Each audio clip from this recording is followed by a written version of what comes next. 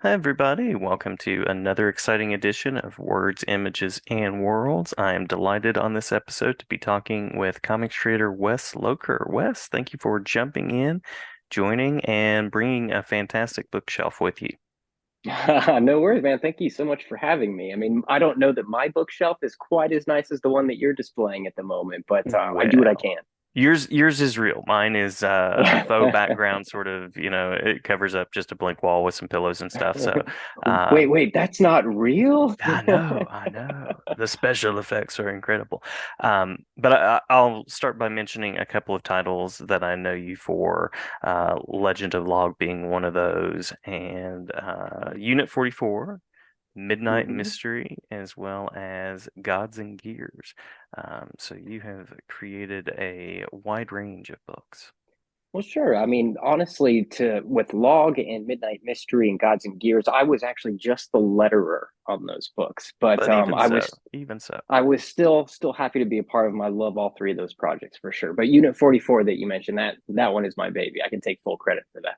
Yeah, yeah. Any other babies that you want to throw out there that I might have Yeah, forgot about? I've got another baby that's been coming out the last year or so called the Obsoletes, and that's a good baby. And The then I'm obsoletes. also not known at all for one of my favorite projects of mine, which was a graphic novel that came out during the heyday of the pandemic, which is called Bug Slugger. So I'm very Yes, proud of Bug that one, Slugger. even Yeah. though nobody in the world seems to have read it, but it's one of my favorite things. I am familiar with Bug Slugger. I Very am. cool. And the pandemic books, there's a whole theme on this show, which I did not intend when I started it, but rediscovering books from the pandemic. So go Yeah. check out Bug Slugger. Absolutely. Um, so curious about how you decided that comics were the space that you wanted to create in. Oh man. I think it's one of those things where we want to do and be a part of the things that we love. I think it Hmm. just stems from that growing up.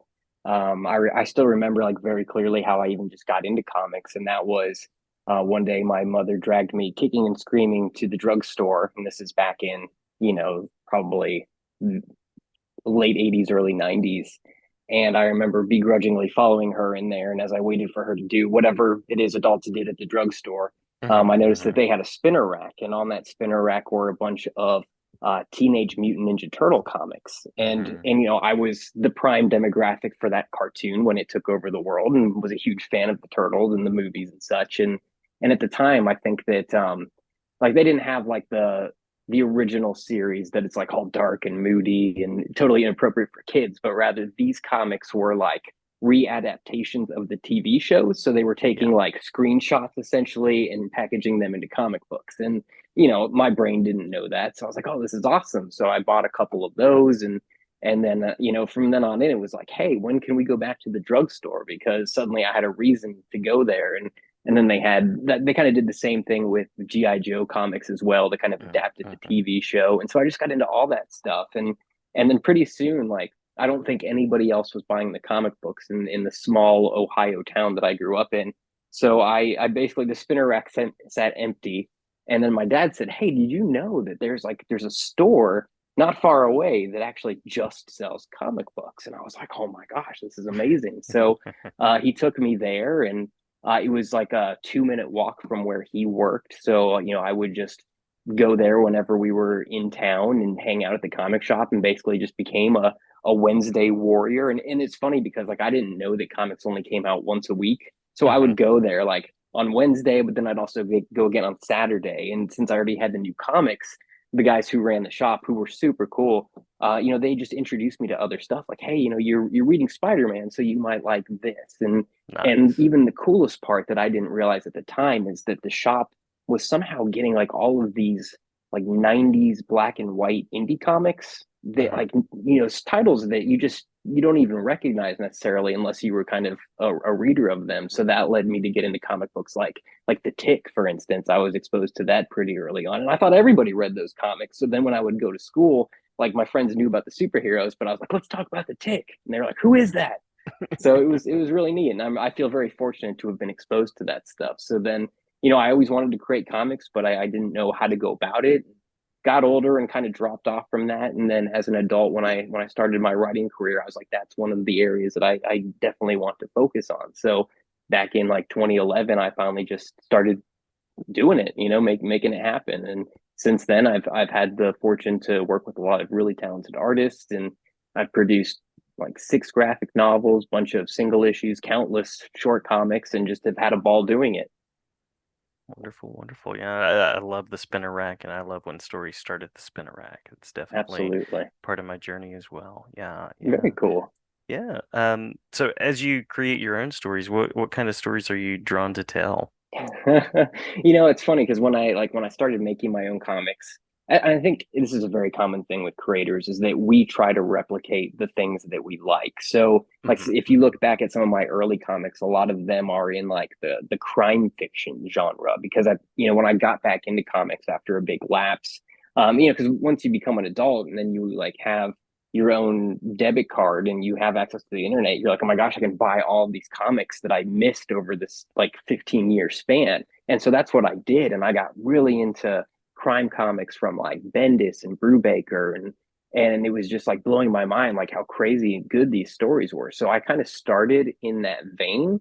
Hmm. But like I also come from just kind of like all of my influences are on the comedic side. Like I mentioned, The Tick, like that's a comic that I adore that book, and so my natural tendencies are to go that route. And I discovered really quickly that once I stopped fighting that, like the end product became more unique and more of my voice than me trying to replicate what somebody else had done. So I primarily now make sure that all of my stories have some sort of like silly or irreverent or comedic spin to them, and I find that that's a good niche to work in, even though, comedy comics don't necessarily sell the best in the world because it's very hard to do effectively.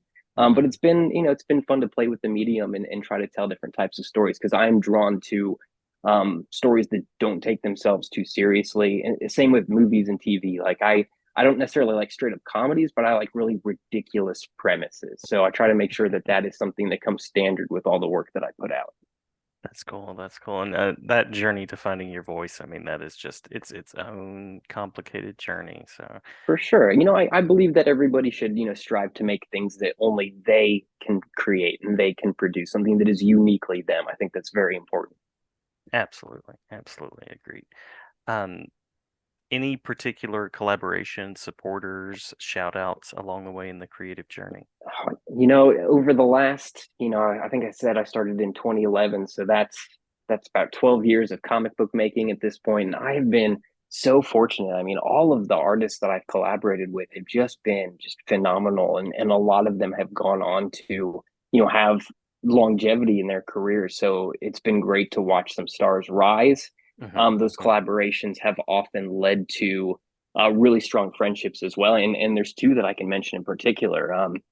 I mentioned up front the comic book Bug Slugger, which is this really zany comic about a hero who powers up using slap bracelets to get like a Power Rangers type suit, and he Love it, fights love it. like an ill-tempered narwhal. Like that's the gist of the book. So it's chock full of like '90s references and really silly nostalgic stuff. And the artist on that he goes by the name of Loch Ness. That's not his real name, but that's his artist name, and we just made that comic just by like spitballing ideas of things that we loved, things that we had seen on TV growing up. We're very close in age, so we have a lot of the same cultural touch points. And he's somebody that we worked together on that comic and a couple of short comics. Like I think we started working together 8 years ago, and he's somebody that I consider to be like a best friend now. I mean, he's stayed at my house. Like we've Mm. spent time together, even though he lives in a different state. Like I talk to him almost every day. So it's just like to find somebody that like comics can really bring you together, and that community is really special. And then the other collaboration that's worth touching on is currently on my ongoing series Unit 44 from Alterna Comics, which is a sci-fi comedy about inept Area 51 employees and kind of the adventures they go on. I'm currently working with an artist named Alex Jovich, and he's somebody whose work I was familiar with on another title. And when I needed to get a new artist for that series, I reached out to him, and he's just been a joy to work with. It's like honestly, it's like sharing a brain with somebody. We find the same Mm. things funny. We kind of speak the same comedic language. So I mean, somebody recently said it's like he's finishing your comic book sentences, and that's exactly how I feel with that collaboration. So when you find somebody that you can really gel with on like an extreme level like that, you really produce the best work possible because you push each other to be the best. Hmm. Love that. There's a great joy to that collaboration in the medium. I love that. Um, Absolutely. yeah, yeah. So, by means of my final official question, anything that you're currently working on that you'd like to mention, as well as spaces where people can go and find out a little bit more? Oh yeah, I mean, people can follow me like online. I always recommend my website, weslocher.com, as kind of the best place to see what I have worked on and what I'm currently working on. So, social media is so hit or miss nowadays. I follow so many friends whose posts I just never see because the algorithm doesn't want me to see them for whatever Yeah, reason. So it's really yeah. kind of a crapshoot.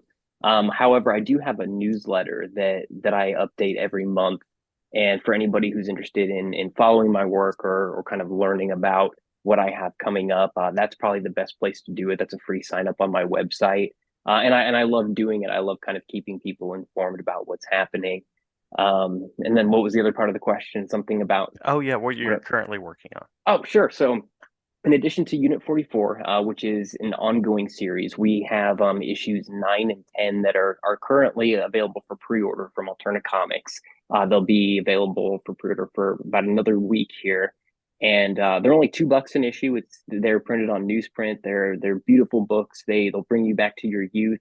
Hmm. But ordering will make sure that you secure your copy, and you can get the other 8 issues on the website as well. And then I'm currently writing a kind of a sci-fi action series called The Obsoletes, and that's for Silverline Comics, which is an outfit that's run by Roland Mann, who's a former Marvel Comics and Malibu Comics editor, who's a dear friend of mine. I've known him for about 10 years, and he was kind enough to invite me to come and play in their world for a little bit. So that series is going as well. We have 2 issues out, and we'll hopefully wrap up the final 2 issues in the coming year here.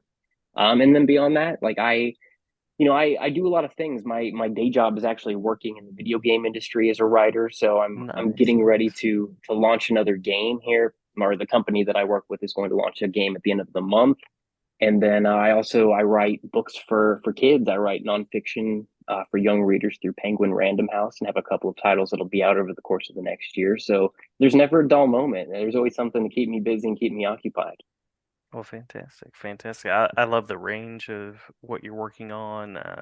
Big fan of Silverline and the things that they produce, and Roland Mann and his Yeah, creative history. Barbara Kellberg as well, and sure. yeah, um, and very cool that you're working in the younger reader space as well, because For that's sure. Yeah, very I had valuable. a kid a couple of years ago, and she's about to turn 5, but I kind of had this realization where I was like, okay, she really likes books. She can't necessarily read yet, but she likes books. She likes comics, and I was like, I need to do my part to make sure that I turn her into a lifelong reader, because that's Mhm. something that I have done, and I feel like that has been very beneficial for me. And so if I can contribute in some way to literacy and to get kids engaged in reading, I think that's kind of an important goal to have. So I'm doing what I can. Awesome, awesome. Well, Wes, thank you so much for the talk. Thank you for Yeah, sharing about your creativity, and glad to have you back anytime. very good. Hey, thank you so much for having me. I really appreciate you.